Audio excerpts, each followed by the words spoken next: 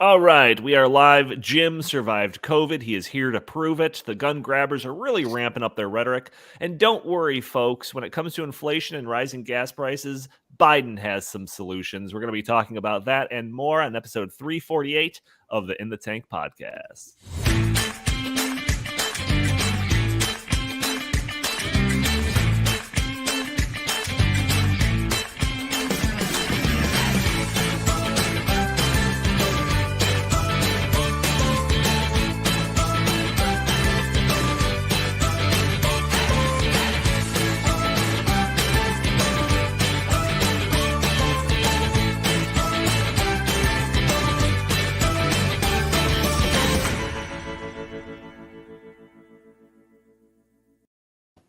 All right. Welcome to the In the Tank podcast. As always, I'm your host, Donald Kendal. Joining me today, I've got Jim Lakely, VP of the Heartland Institute, back from death's door. How are you, and how is your experience with COVID, good sir? I guess I'm doing all right, all things considered. COVID is no fun. I had flu-like symptoms for about 3, maybe 4 days. You know, the typical flu. You start feeling bad, and then you have a really bad day, and then you start coming back the other side of the mound on that deal. But this COVID fatigue is no joke, man. It's like I get 10 hours sleep. It's been 10 days since I tested positive for COVID. I get 10 hours sleep, and then a half an hour later, I get tired again, even when I wake up in the morning. And it seems impervious to coffee, although I'm going to give it a shot again today anyway. That's great. Also joining us, we have Chris Talgo, senior editor at the Heartland Institute. Chris, you never got COVID during all of this, have you? Donnie, you read my mind. I was about to say that out of the 4 people involved with this podcast right now, I am the lone man to not get COVID. So hopefully I didn't just jinx myself, but yeah, I am COVID free. We're gonna send Jim over to the office and just cough furiously into the door frame there. All right. Well, excellent.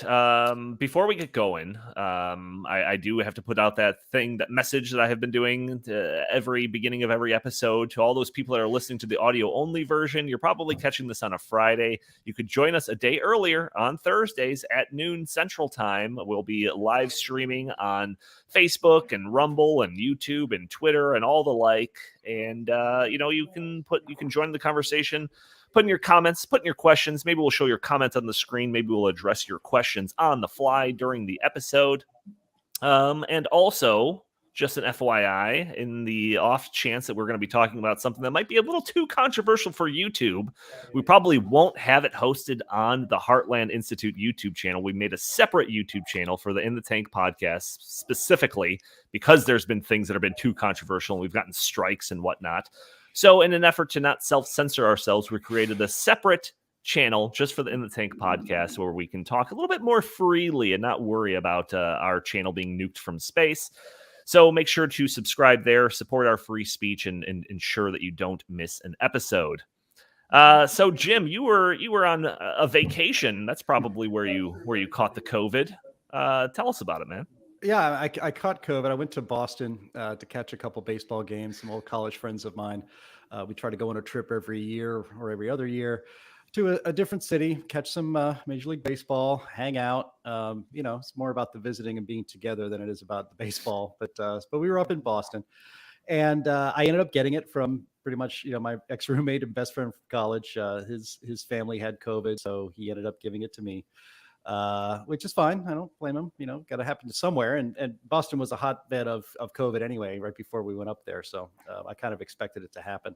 But it was interesting. We ended up, another I was in the Pit drum line, and there was another drummer from Pitt that lived in Boston. So we decided, hey, after the day game, let's go to a bar and hang out and see each other and visit. I hadn't seen her in, 25 years.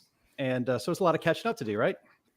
So she asks my other friends, I'm not going to use any names, but she asked one of my other friends, what are you doing? And so I hear you're the successful, person in this field. Just go, oh, yeah, it's great. And I'll say, well, Jim, what about you? And I go, well, I'm vice president of a nonprofit organization. And she goes, well, what kind of nonprofit organization? And I go, well, it's kind of like a right-wing wacko outfit. And I say that as a joke, because my best friend is on the left. He's one of the few people I've in my life on the left who we can joke about things. It's fine. We have a good relationship. And so I said that for his benefit to get a rise out of him. And she looked at me and she was shocked. And she said, "So you want to kick my husband and my daughter out of the country?" Oh no. Oh no. I was like, what? I said, what? I haven't seen you in 25 years. I didn't even know you were married. I see your daughter here. No, I don't want to do that. And it was just very awkward. And I said, that was a joke. That's not really, that's not really what I do. That's not really your organization. But I didn't want to push it. So we just dropped the subject. And then we had a couple of beers. And then she goes, "Okay, now give me the serious description of what it is that you do. Where do you work? What is it all about?"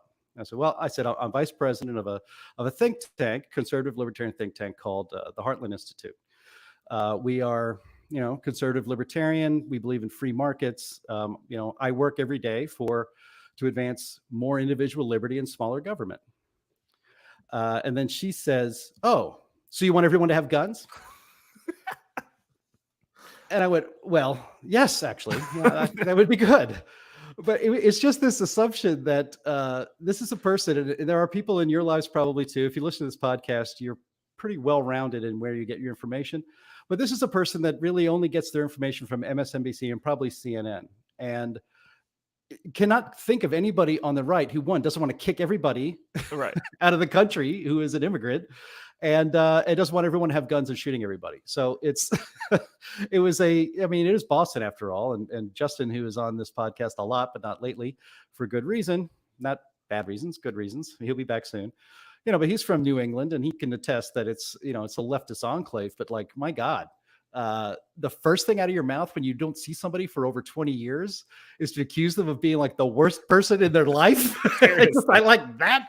It was so bizarre, but that's kind of where we are as a country these days. So I ended up getting a greeting like that. Plus I got COVID, so it wasn't the greatest vacation yet. Yeah. I mean, relatively speaking, at least it was the accusation lobbed at you, and not like, "So you're just fine with dead kids all over the place," Yeah. which I could totally see being a thing as well. Well, it was before the incident in Texas, thank goodness, actually. So it would have been hard to have any conversation at all. I thought that was for sure the response to that. It was before that. So it was like, "Oh, so you want everyone to have guns?" I'm like, "Well, yeah, actually, that's we'll talk about that later on the podcast." But yeah, I actually think everybody should have guns. So. Oh my gosh. Yeah. I think, Chris, you and I have had similar conversations where it comes to just like talking to people, where you just kind of like, downplay like kind of what you do and your positions on things just because it's a family party and you don't want to start rabble by advocating for, A, B, or C, right? Mm-hmm. I've many times gone and seen friends, not that I haven't seen for a couple of years, or even family that I haven't seen for a couple of years. And as soon as the topic comes up of what do you do? Yeah, I work for a libertarian think tank. I write op-eds. Do radio interviews sometimes.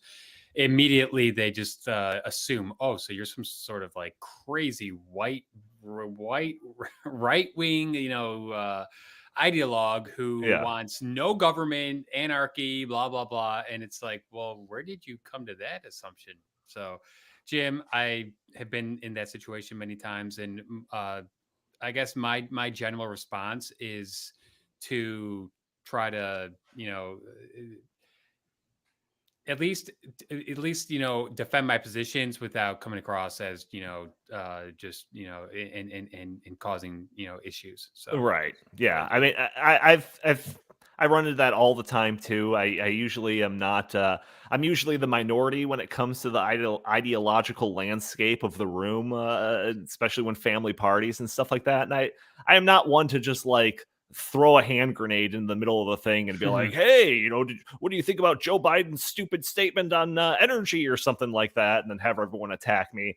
I usually downplay it a little bit, and then I've actually had family members, or like a brother-in-law, let's say, that has talked to me. It's like, "Yeah, I know that you're in this field, but you never really talk about this stuff." And then that's actually created a conversation between me and him about my stances on everything, where he was genuinely interested in my position on these things. And I very, like methodically go through it, not in an emotional way, just like, this is what I believe and for these reasons or whatever. And by the end of that conversation, I feel like he had a much larger appreciation of my worldview than it would if I did just jump into a family party. It was like, what do you think about gas prices? Biden's an idiot, right?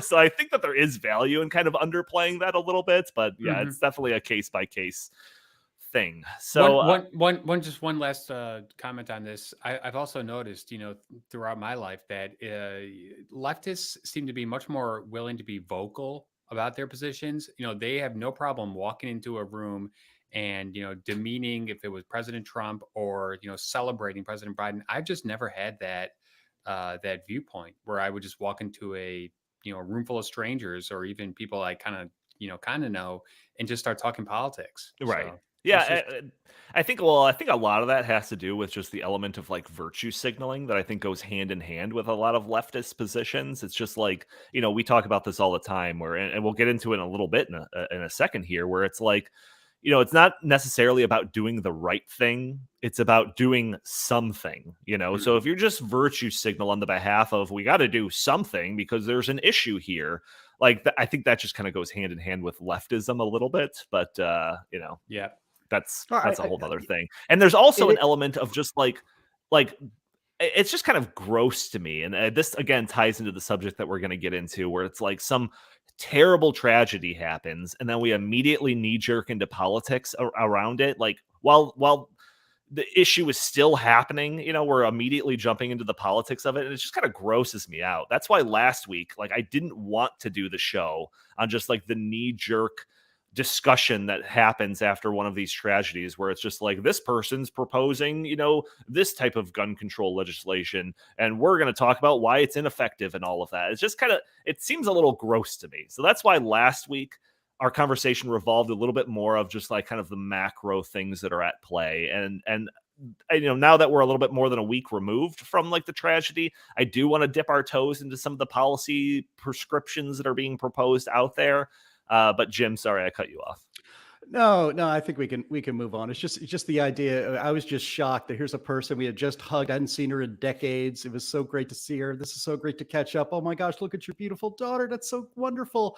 And the first thing out of her mouth when she learns what I do in a joking way is to think I'm some kind of horrible racist. I want to kick her and her daughter and her husband, who I've never met, out of the country.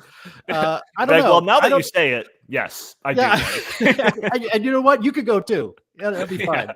It's just this.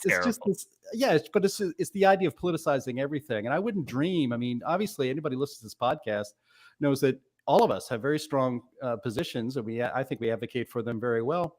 I never impose that on anybody. Certainly not at the drop when you first see someone for decades, and then you start just dropping politics on people or assuming the absolute worst of them.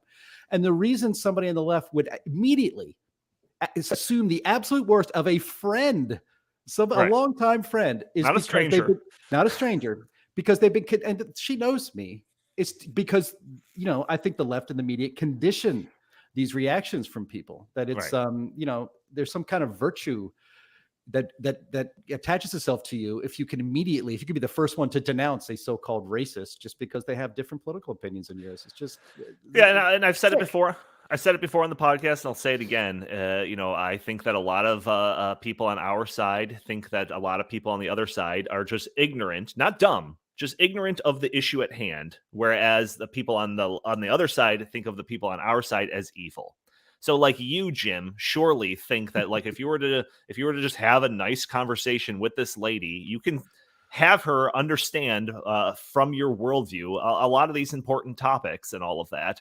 Whereas I'm sure that she thinks that she couldn't possibly get through your thick skull because you're just evil down to the core because of the things you believe. But that's a painting with a very broad brush, I admit. But so anyways, I want to talk about some gun control things. Like I said, last week, we talked a little bit more about like kind of the macro things that are causing the cultural rot in this country that results in these blow-ups of violence and all of that. And I wanted to avoid just like the knee jerk just conversation that constantly comes up with all these different proposals for gun control, and then the response saying that they're ineffective and all that. I just thought it was gross to have that conversation in just the immediate aftermath of the tragedy and all of that. But like I said, I do want to address some of that now, because this isn't a story that's going away or anything. And you are seeing this rhetoric kind of building up a little bit more and more and more. So I've got a number of stories here. I've got one that's north of the border, but let's start here in America. Let's start with one of the biggest losers in the world, Beto O'Rourke. So Beto O'Rourke, he loses the governor's race in Texas on a routine basis. He ran for president in the Democratic primaries in 2020 and lost terribly, and his campaign usually almost completely revolves around gun control. He's like a one-note pony when it comes to that stuff. So, of course, when the tragic shooting happens in Texas, he injects himself in the conversation. Very almost literally. Andy, do we have the clip of Beto O'Rourke?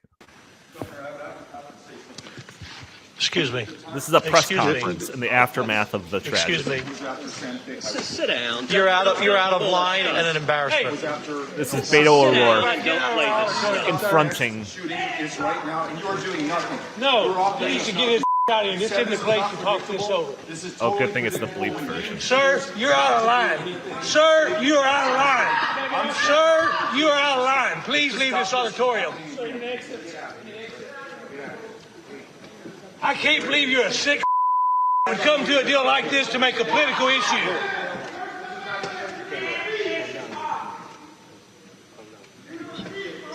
See, like, okay, we go ahead and stop. Hey, Donnie, just real quick. It's on. Just Go ahead, a tiny bit of background on that.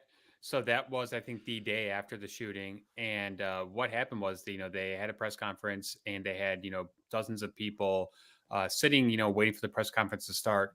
Beto O'Rourke had two people sitting for him right next to I think it was, if not the front row, maybe the second row. And literally seconds, like 10, 30, 20 seconds before the press conference began, they got up and he came in because he did not want to have, people asking, why are you here before the press conference started? So this was all a political ploy. And that's just, that is beyond the pale. That is sick.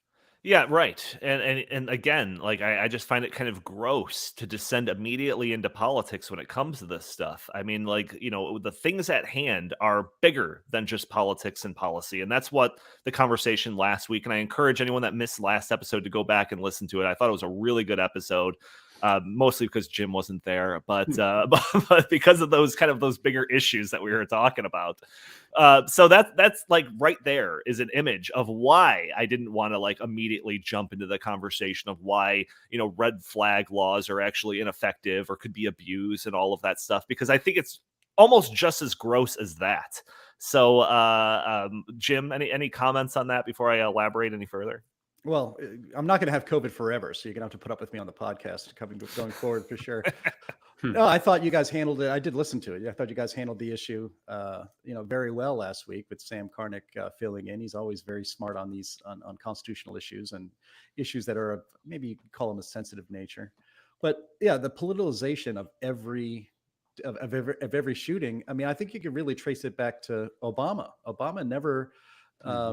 His first chief of staff was Rahm Emanuel with the famous quote, "Never let a crisis go to waste." Barack Obama never let a school shooting go to waste. He would exploit those to push for more gun control. And in fact, I didn't think of it until just now, but there was a tweet on the day of the shooting. He tweeted out something along the lines of, while we're praying and we feel terrible for what happened to those children in Uvalde, Texas, we should always remember that it was 2 years ago today that George Floyd was murdered by a police officer who, put his knee onto his neck. It's like, wow. I mean, wow. Yeah. Don't worry about those kids. It's still all about George Floyd, and it's still all about the politics of Black Lives Matter. That's disgusting. We can't. It's pretty hard to have again, this kind of relates to what I was talking about in the beginning of the podcast. It's kind of hard to have rational, intelligent conversations about a very important public policy issues when every tragedy, is trying to manipulate our emotions instead Right. of having a rational conversation. It's impossible actually to have a civilized discussion when you exploit these things in such a way. And I don't know, maybe that reveals that there is a side on this argument that's actually not interested in real solutions or any compromise or any kind of discussion. It's all about getting their agenda across, and they really don't care what they have to exploit to do it. Yeah, and like I said, I do want to talk about some of these like gun control proposals now that were a little bit more than a week removed and all of that. But I will say that like when it comes to some of these things, like the red flag laws or increased background checks or national gun registry things, like we could get into that, but like I don't think any of us really consider ourselves firearm experts or anything. So if we really wanted to do that, we would have like John Lott on or something and go through like the nuance of some of these proposals. I want to take like a little bit more of like a macro perspective on some of this, because I'm always interested in kind of what's the next step as opposed to like what are they talking about today. So I want to talk about some of the more I don't know, heavier stuff, heavier calls for gun control than some of these other kind of soft things. So Beto, along with advocating for some of those other proposals that I've already mentioned, the National Gun Registry, red flag laws, that type of stuff, he also advocates for massive firearm confiscation campaigns. So when some gun control advocates push for banning of future sales of assault style weapons, Beto wants to confiscate the ones that are already owned by people. So you probably remember this is like where he got somewhat famous in the 2000, was it 2019? I think maybe it was 2020, the primaries, when he was asked about saying stuff like this, and he said, "Hell yes, we're going to take your AR-15s." And in the aftermath of all of this stuff, he's said very similar things. So Texas gubernatorial candidate Beto O'Rourke declared on the campaign trail that owners of semi-automatic rifles like the AR-15 shouldn't, quote, be able to keep them. So you might applaud him for being at least consistent in his calls for massive gun confiscation. But in February, when asked about gun confiscation, he said, "I'm not interested in taking away anything from anyone. What I want to make sure is that we do is defend the Second Amendment." That's Beto saying that. "I want to make sure that we protect our fellow Texans far better than what we're doing now." So I guess let's say a question to Chris here. Is Beto just kind of playing the room when he says these things? Do you think that he really actually wants like massive gun confiscation campaigns, or is he just saying that when he's on the campaign trail? What do you think? Oh gosh, I've got so much to say on this topic right now. First of all, Beto O'Rourke is a complete and utter political hack. Second of all, I would love to question Beto O'Rourke and ask him, are your armed security guards going to give up their AR-15s and their weapons of war? I guarantee the answer to that would be no. Third of all, Beto O'Rourke has never in his entire life held a job. So, of course, all he does is run for political office. Is that true? Yes. He's never had a job. That is true. He inherited a bunch of money. His family's, fairly well off.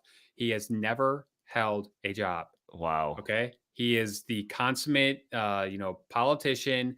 And as a consummate politician, he is constantly flip-flopping. He is, changing what he thinks at the, moment's notice. So back in February, he was saying, actually, I'm not going to, take your guns. But then as soon as this, next school shooting takes place, he immediately flip-flops and says, well, now we have to take all your AR-15s. And I don't care about the Second Amendment. It's just what we have to do, because he's just, trying to score political points. He has no chance of being elected in the state of Texas. There's no chance. I don't understand why he's doing this. I just got a message from the Disinformation Governance Board, a fact check on Chris. He did have a job. According to his Wikipedia page, O'Rourke had a brief career in music during his college years. He first joined a band called Swipe. That's a hobby. That's a hobby. That's not a job. He was also a skateboarder. I think that was also yes. Take it up with the Disinformation. I'm talking about an Board. Actual job. Jobby job. Yeah, no, it's absurd. And like I want to be careful about how I phrase this next statement, but like a gun confiscation campaign, like does he want violence to break out? Like, is that like the goal here? Like, I'm not advocating for it, obviously. Well, no. He doesn't want violence to break out, but he wants to disarm the people so that the How are you going to government do can that? have complete and utter control, just like If the you were to, Nazis did it, just like the Chinese did it under Mao, just like the Cubans did it under Castro. When how are you going to enforce that? How are you going to enforce Oh well, taking people's guns away? I'm not going to defend Beto's gun grabbing propaganda. But what I'm saying is the reason why he's doing this is because he does not want people to have that ability to defend themselves against a tyrannical government. That's what I think this is all about. So the Democratic Party for years, for decades, has been on this quest to grab guns from people who want to use them to defend themselves.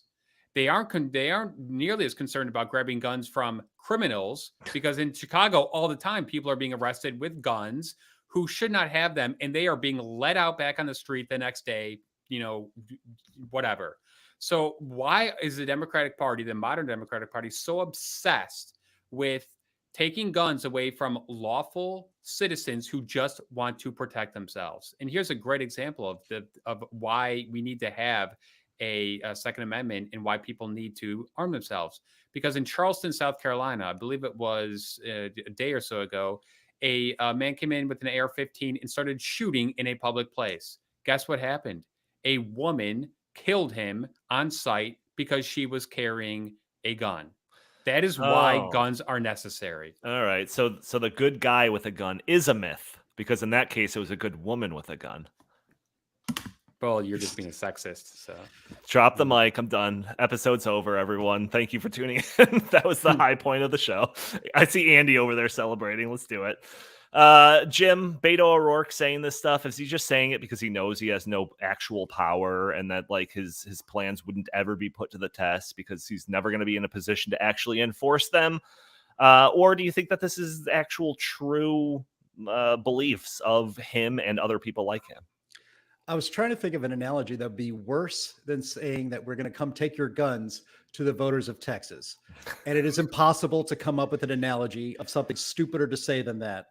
So that is now the gold standard, because that is so far from a winning political position in Texas that it's hard to even quantify it. You might have to observe it from space or something. It's just impossible to measure without scientific instruments. But, there's the famous, phrase, or when people who are passionate about the Second Amendment, who realize what the Second Amendment is for and want to possess firearms to protect themselves and their family from all sorts of different threats, is come and take them. Right. And so this is what the irony is that, the real story, and you guys it hadn't really revealed itself by the time you guys did the podcast last week. But, the big story down there in Uvalde, Texas, is the absolute incompetence of the police department.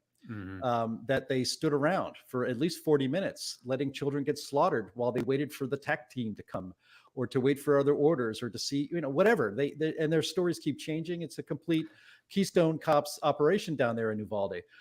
So who does Beto think is going to come around and collect those guns from all those Texans? The cops like those in Uvalde, like those incompetent guys are going to come take people's guns. And I think you kind of hit on this, Donnie, a little bit earlier, that what is the purpose of actually trying to carry out a gun confiscation program in the United States, but especially in a place like Texas? Is it to incite, frankly, firefights, shootings between citizens and the government? Because that's what's going to happen in a lot of places. If you go out to Amarillo, Texas, and try to take somebody's, gun collection away from them, you're probably going to end up in a firefight. And I don't know if the police certainly want to get into that, or you maybe have to send federal troops. I don't think they want to get into that. It's obviously just not practical. But what's always so ironic, especially somebody like Beto O'Rourke, is that most of the gun grabbers, and we're going to have a clip on this in a few minutes, most of the gun grabbers are completely ignorant about firearms. I mean, 100% completely ignorant about firearms. I guarantee you that if not Beto O'Rourke himself, but many of his supporters think AR in AR-15 stands for assault rifle. Right. It does not count. It does not stand for assault rifle. It stands for, what was it called? Armalite. Armalite. That's right. Armalite rifle. So it's just the brand name. But it's this. You guys are a little too young to remember. I mean, this is probably the 15th gun grab attempt in my adult life. It's always some other kind of, back in the day it was the AK-47, and then it was certain kinds of pistols that had, some kind of special modification. Then it was rifles that had pistol grips. It's always some kind of appearance. It's always just some kind of cosmetic BS that triggers some kind of, for lack of a better term, triggers some kind of gun grab. And right now it's the AR-15. The AR-15 is the evil boogeyman that needs to be confiscated. But it's really down to a principle. And Chris nailed this right on the head. It's that the Second Amendment exists not to protect you, not to allow you to go deer hunting, and it's frankly not even to protect you and your family from marauders coming to your home, burglars or murderers or what have you. It is to ensure that the government understands that tyranny will be resisted. That is what the Second Amendment is there for. That's what the founders wrote it for. That's what all the debate about it was about. And so, that makes people in modern times a little uncomfortable, but I'm sure glad it's there because it's there for that reason. Yeah, I could see people saying like, okay, so what? Some failed politician is saying these crazy things. Who cares? Like, a guy's not going to be elected to anything. At worst, he's going to be back into, playing drums at some terrible band. I don't care what he has to say, right? And maybe you're right. Maybe we're giving Beto too much attention, more attention than he deserves. So let's talk about a couple of politicians that actually have a little bit of power. Joe Biden being one of them. He's been talking about guns a lot, as you might suspect. And also, as you would suspect, he doesn't seem to know a whole lot about them. So I got a clip of Joe Biden talking. Let's only play like the first 20 seconds of this because there's like a helicopter in the background that's making a whole lot of noise. So it's not the best audio in the world, but I like to hear him speak sometimes. Go ahead and play this. They showed me a x-ray. He said a 22 caliber bullet will lodge in a lung, and we can probably get it out, may be able to get it and save the life. A 9mm bullet blows the lung out of the body. So the idea is go ahead and stop it there. High caliber. So yeah, he's talking about 9mm bullets and how they are these like high capacity, high velocity rounds that could obliterate somebody's inside as opposed to a 22 caliber thing. Which, just the problem with that logic alone is like, yeah, I'm pretty sure guns are meant to kill people. Like, that's their point. If we all want to go to like BB guns or something like that, those are even less effective than a 22. So I'm not even completely understanding his logic. He's like talking about it in a worldview where guns are only ever used to like massacre innocent people or something like that. I guess that's where he's coming from. But even when we're just taking him to his points about like the 9mm, I just did a little bit of Googling. I'm no gun expert, which is why I want to avoid some of those other topics that we were talking about at the beginning of this.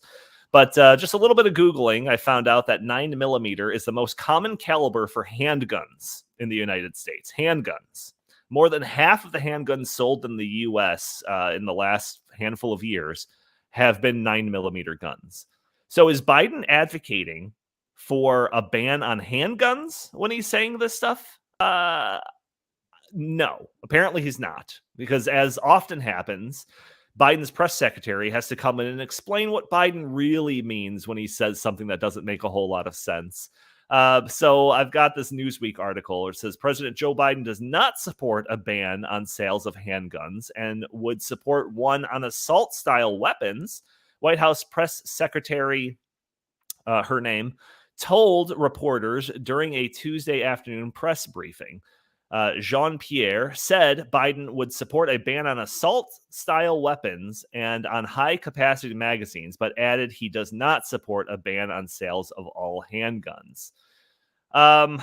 So I've got a thought on this, but I'll let you guys do some talking first. Chris, what do you think of A, just Biden's comments here, and B, like just his apparent stance on not necessarily being against handguns, but assault style rifles? Well, one of the first things that comes to my mind is more Americans were killed with hammers than assault rifles last year and almost every year. More Americans were killed with knives than assault rifles last year and almost every other year. And more Americans were killed by fists than AR assault rifles last year and almost every other year. So are we going to ban fist fighting and knives and hammers? Of course not, because it's not the instrument, it's the person. Joe Biden knows that. Joe Biden knows that the assault weapons ban in 1994 did nothing to curb gun violence, because once again, criminals do not abide by laws in the first place. Uvalde was a school, and schools are by definition gun-free zones. However, this guy went there anyways because he's a sick, demented, twisted person, and he wanted to do something terrible. And you know what? We should be much more concerned with stopping those kinds of incidents from happening with, a quick police response, maybe hardening schools, or maybe even actually preventing people who are mentally deranged from possibly buying these kinds of guns in the first place. I mean, it's just ridiculous that he would just ban AR-15s across the board, or any caliber, handgun, because one person, does something that's, that is, monstrous. Yeah. What about all the other people in this country and their rights? It's worse than that, because, as like I said, Joe Biden is probably one of those guys who thinks AR and AR-15 stands for assault rifle. Like that's like that's how they would do it. But listen to that. If you remember that statement, he said that it was a surgeon friend of his who said, if somebody gets a 22 lodged in their chest, they can probably get that out. A 22 caliber rifle is the kind of rifle you teach a child how to shoot with. I mean, I shot those in Boy Scouts as a 12-year-old. Those things are, you probably shouldn't even hunt rabbits with a 22. I'm no hunter, but it probably doesn't have it may not have the stopping power to actually kill a rabbit. You would just injure it and have it torture itself living for 2 days, slowly bleeding out. But the idea that a 9mm bullet blows the lung out of the body. I mean, Joe Biden he's always saying things like this. And if there was a sincere attempt, if this was a sincere effort to do something about quote unquote gun violence, you would actually endeavor to know what you're talking about. A 9mm bullet does not blow the lung out of the body. Now, certainly It does more damage than a 22 caliber, round. And it does less damage, you would imagine, than a 45 caliber, the Magnum that you see in Dirty Harry movies, right? Big guns would do more damage. But if you were to ban ammunition based on its ability to quote unquote blow lungs out of the body, I mean, it's illegal to hunt deer, for instance, with low caliber rounds, because you won't kill the deer. You will injure and torture them. And so there are certain rounds for certain purposes that are out there on the market, and they are used responsibly by, what are there, 400 million guns in the United States? There's more guns than there are people in the United States. Right. And per capita, it is actually a myth that these shootings happen all the time in the United States. That is per capita. That is not the case. It's actually multiple shootings like this. The classic, random public place, somebody has a rifle and shoots multiple people, right? That classic, tragic, awful case. Per capita population, these things happen more often in places like Sweden and Norway than they do in the United States. You will not hear a single mainstream media outlet tell you that truth, but it is the truth. But these people that want to ban guns, they are completely ignorant of guns, of policy. They don't know what they're talking about, which makes these efforts even more frustrating for people that do understand firearms, and even more important than that, understand why we have a right in the Constitution, which is unique to the United States. There is no constitutionally protected right in Britain or in in Canada to personally own a firearm. The Constitution of the United States, especially the Bill of Rights, outlines rights that you have as a human being created by God, and not rights given to you by government and then subject to being taken away. These are rights that exist before the government. Right. And one of those rights is to be able to own firearms to protect yourself from any threats that you may see coming your way. That is a basic human right. And really, the United States is the only nation in the world, in the free world certainly, that has that right. And it's under constant attack. By whom? by people who want bigger government and want to control your life. That's it. Yeah, I think Joe Biden a little bit unintentionally kind of revealed the trajectory of these types of bans. I've always said that when people say like, oh, we've got to do something, it's like, all right, like let's say I concede, let's do your something. I know that's not going to end all shootings and mass shootings and all of that. So when the next one happens, are you going to be content that we did that something? Or are you now going to be advocating for like the next step of doing something, right? They'll keep moving the goalposts. Just Absolutely. like they did during COVID. No doubt. What they do. No doubt. And I think that this line by Joe Biden almost kind of reveals that, because it's just the next step in logic.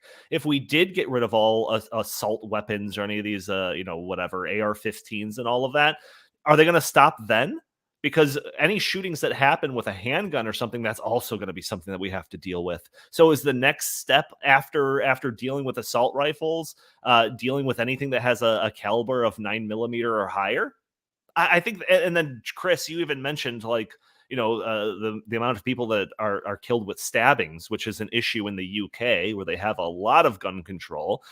And does that stop them? No, there was calls not that long ago for different restrictions when it comes to selling knives. So like, it's just like a slow progression towards, a completely disarmed populace. Like that's what's some people, it's an insatiable a drive for some of these people. And if you were to compromise at any level, that's not going to slow down that drive at all. This is, I think, an insight into what that next step would be if they did accomplish the Beto plan of getting rid of all assault rifles and all of that. One other thing real quickly, I'm very curious. Jim, you're muted. Classic. That's all right. But classic. Well, I have to cough once in a while. Still got COVID. I do. There's one other thing mentioned in this, and we don't have to spend a whole lot of time on this, but there was another thing mentioned in this article from Newsweek that said the idea of 18, this is a Joe Biden quote, the idea that an 18-year-old can walk into a gun store and buy 2 assault weapons is just wrong. Now, he's saying that in the context of this discussion that's happening on a national level about whether or not the age limit of owning a gun should be raised from 18 to 21. Jim, do you want to put your thoughts on that? That you need to be 21 to own a firearm in the United States? Yeah, no, that's being proposed. No. I was thinking, because I the idea of what an adult was 50 years ago to what an adult is today seems to have shifted. And I could already tell a lot of people that are listening to this are like antagonistic towards this idea. But like an 18-year-old back in like the 30s or something, he's got like a family of 5 and he's running his own farm, and like today they're sitting in their pajama pants watching TikTok videos and right. I'll tell you Donnie, what, I'll raise the age of owning a firearm if we make the age to vote the same place. In fact, that's what I was going to say. I'd be willing to put it at 30. That's what I was going to say. If we're going to raise it to 21, let's raise everything to 21. That's right. Well, are you also going to raise the age to join the military to 21? Yeah, because right now, if you're 18, you can join the military. So obviously, everything. An 18-year-old has the capacity to, own and operate a gun.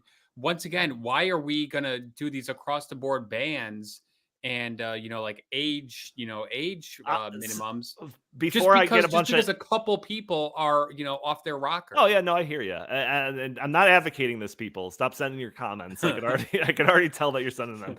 But if these people do say, "Oh, I think you should be 21," that's your response. Your response should be, "Okay, then everything should be 21." If you're not an adult, if 18 doesn't signify an adult to be able to own a firearm, then you shouldn't be considered responsible enough to sign contracts or to vote or to smoke cigarettes or to get a tattoo.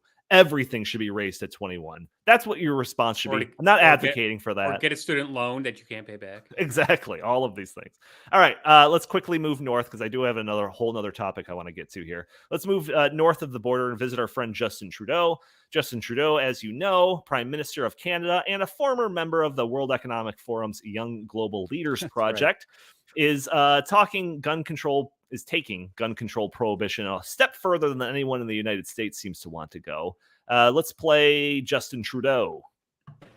We're introducing legislation to implement a national freeze on handgun ownership. Oh. What this means is that it will no longer be possible to buy, sell, transfer, or import handguns anywhere in Canada. In other words, we're capping the market for handguns. As a further part of this new legislation, we're also fighting gun smuggling and trafficking by increasing maximum criminal penalties and providing more tools for law enforcement to investigate firearm crimes. And we'll require the permanent alteration of long gun magazines so they can never hold more than 5 rounds. How has this guy been elected prime minister in Canada? I just don't get it. I really, really don't get it. But yeah, so there you go. A proposal for a freeze on handguns, not these evil military-looking assault rifles or anything, handguns. So, Canada always seems a couple of steps ahead of us when it comes to the progressive agenda. So seemingly happening there. Doesn't seem like it would be too shocking for politicians to start proposing that here in America.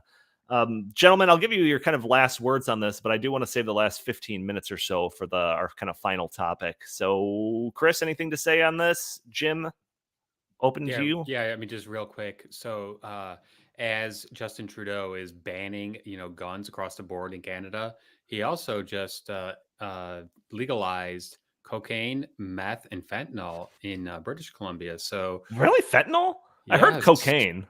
Cocaine, yep. So, Justin Trudeau wants his population to be, stoned out of it and unable to protect themselves so that they will just be as pliant as possible.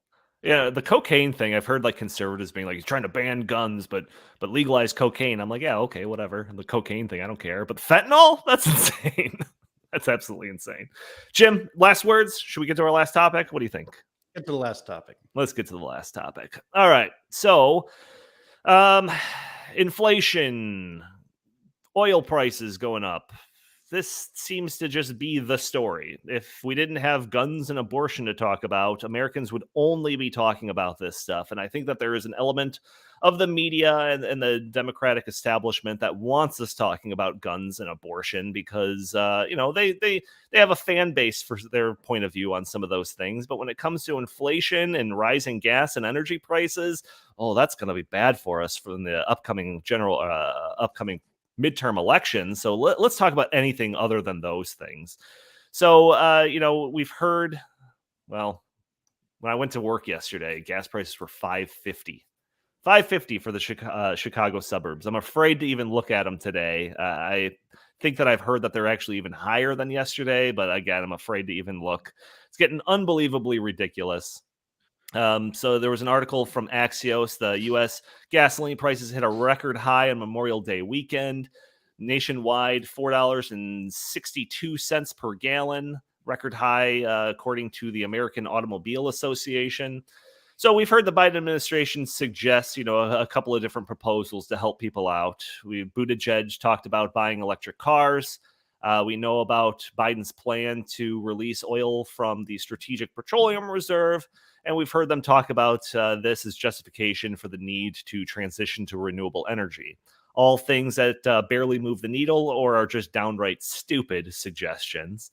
Well, here's another stupid proposal that's been talking about on the left to lower gas prices, an anti-price gouging bill.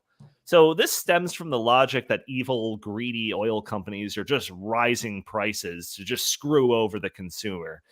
Chris, I thought we were past that narrative. I thought that we were already 2 explanations further along than the greedy corporations. Is this still what they're talking about on CNN and MSNBC?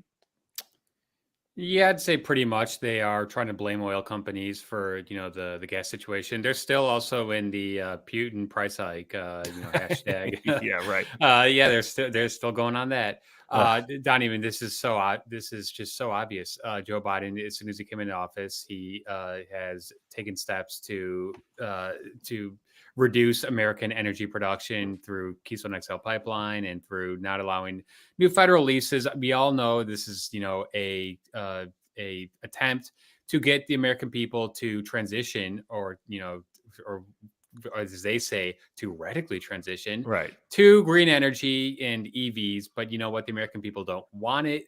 They can't afford it. And I think that this is going to blow up in Biden's face come November. Well, let's talk about this anti-price gouging bill a little bit, because this is one of those things where I talk about how the left like wins when it comes to the linguistical battles, because you just hear this anti-price gouging bill and then you vote against it. Now you're this terrible person that wants to allow companies to price gouge. Like, that might seem like a very simplistic explanation, but that is literally what Reddit talks about. That they Can you believe these Republicans voted against this anti-price gouging thing? When it takes 5 seconds to go onto Google, find an article like the one that I have in the show notes here.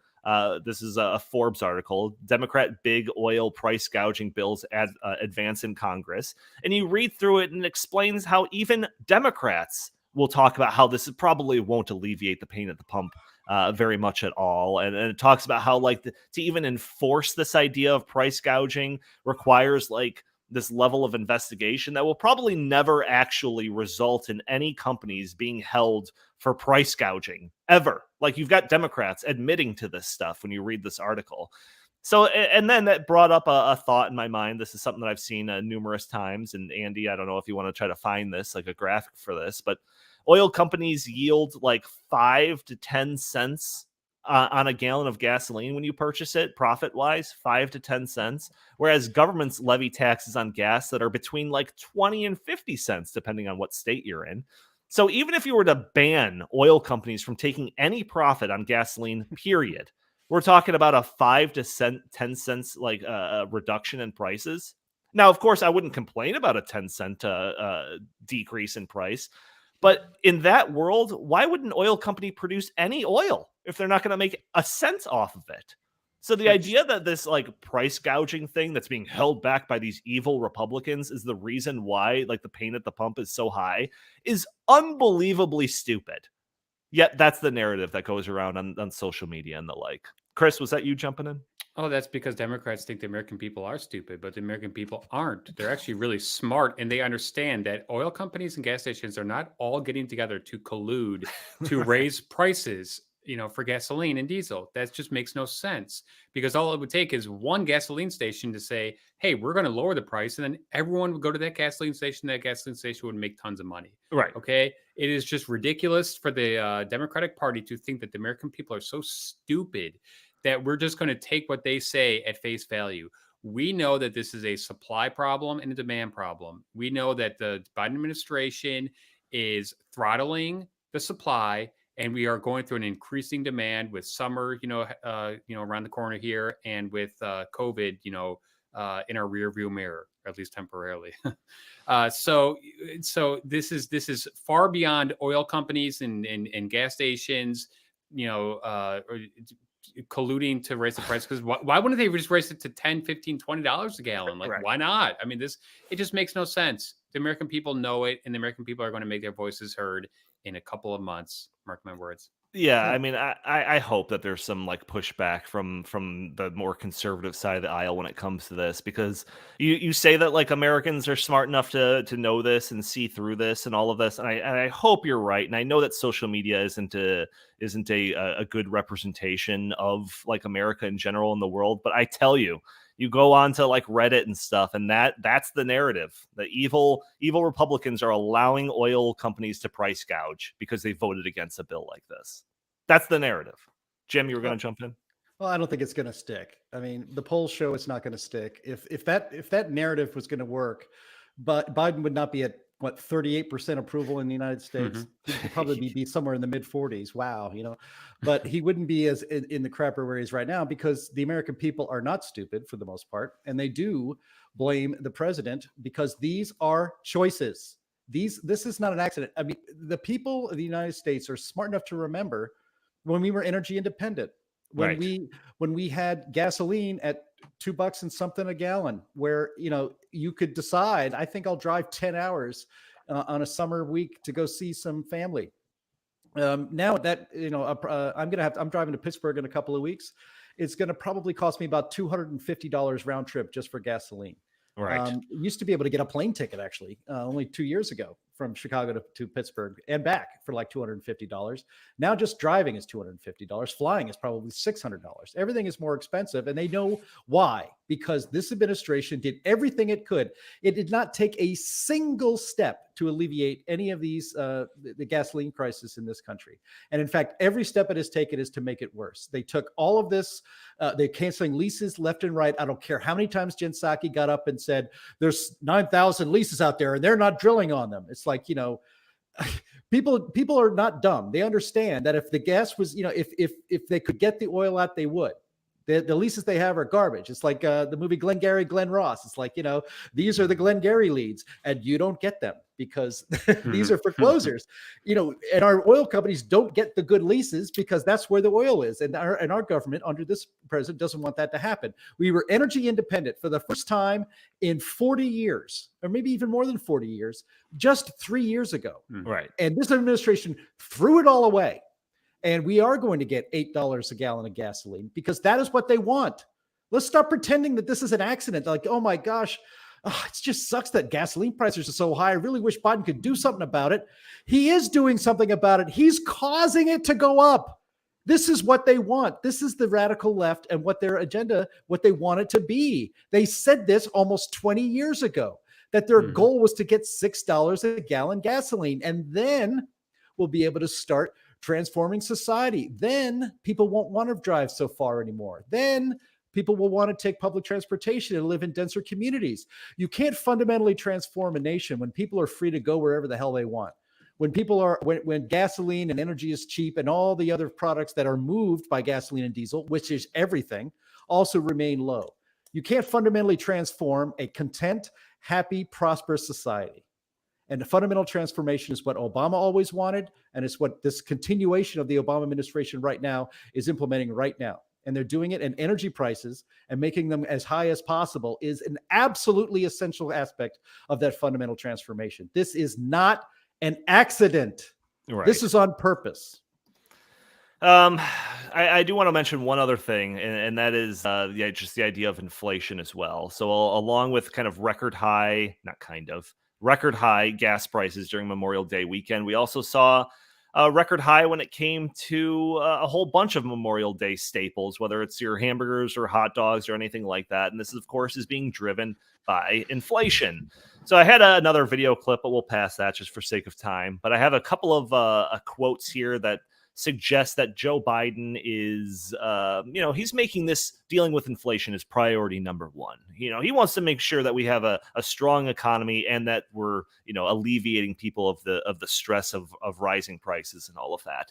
So I've got an op-ed here. This is The Hill that's laying out Joe Biden's plan for fighting inflation.